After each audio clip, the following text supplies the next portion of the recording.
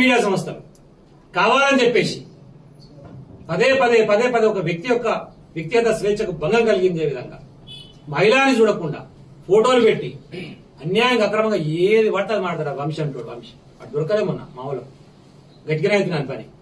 ఇప్పటికీ వాడు వదిలిపెట్టే ప్రసక్తే లేదు. వంశీ అంటోని మహా న్యూస్ ఇవ్వడుండే అండి. వాడు కూడా చిన్న స్టింగర్ గా పని చేసుకుంటుండే ఆంధ్రజ్యోతిలో పనిచేసిండు. అప్పుడు సేమ్ ఇట్లా ఎంఆర్పీఎస్ మాట్లాడితే వాళ్ళు దాడి చేస్తే ఆ కేసులో కూడా జైలుకి పోయాడు వాడు.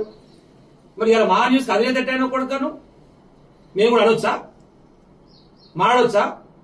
అంటే ఎలాంటి కార్యక్రమాలు చేసి ఇలాంటి లంగ పనులు చేసి ఇలాంటి ఇల్లీగల్ దందాలు చేసిన వేళ ఒక మీడియా ఛానల్ కొందరమైనవారు అని చెప్పి మేము కూడా అనొచ్చు కదా.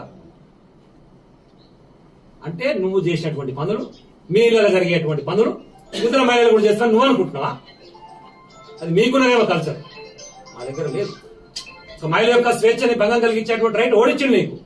ఈ రోజు వరకు ఫోన్ ట్యాపింగ్ కు సంబంధించి ఆ విచారణ చేసినటువంటి ఏ ఒక్క సంస్థనైనా సరే వీళ్ళు విచారించడం ఇది బయటకు వచ్చిందని చెప్పి చెప్పిర్రా? మరి నువ్వెట్లా చెప్తావు?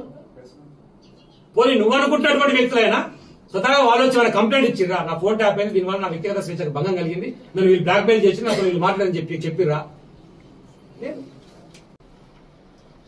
ఏది పడితే అది మాట్లాడితే నడుస్తుంది, మా ఇష్టం చేస్తాము, మళ్ళీ ఏమైనా మాట్లాడితే మీడియా స్వేచ్ఛకు భంగం కలుగుతుందా? మొదటి నుంచి మీడియా స్వేచ్ఛ మీద ఇట్లనే చేస్తున్నారు. అరే మీడియా స్వేచ్ఛకు భంగం కలిగిస్తుంది భయ్. వాస్తవాలు చెప్పు, నువ్వు వాస్తవాలు ఏమన్నా చెప్పు.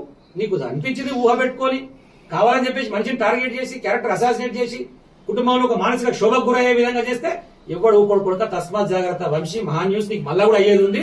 నేను వదిలిపెట్టే ప్రసక్తే లేదు. మీడియా ప్రముఖంగా నేను చెప్తా ఉన్నాను, ఎట్టి పరిస్థితి వదిలిపెట్టే ప్రశ్న లేదు ఏ రోజుకైనా సరే. మేము కూడా పింక్ బుక్ మెయింటైన్ చేస్తున్నాం. గతంలో చెప్పింది అబద్ధం కాదు. పోలీసులు కూడా అత్యుత్సాహం.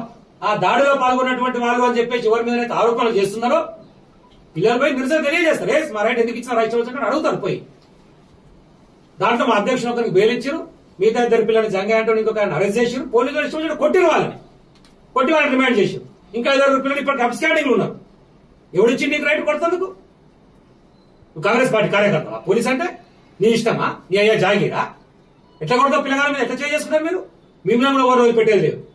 ఎవరెవరైతే దాంట్లో పాల్గొన్నారో అందరి పేర్లతో సహా రాసుకుంటున్నాం. మీ సంగతి కూడా తేలుస్తాం.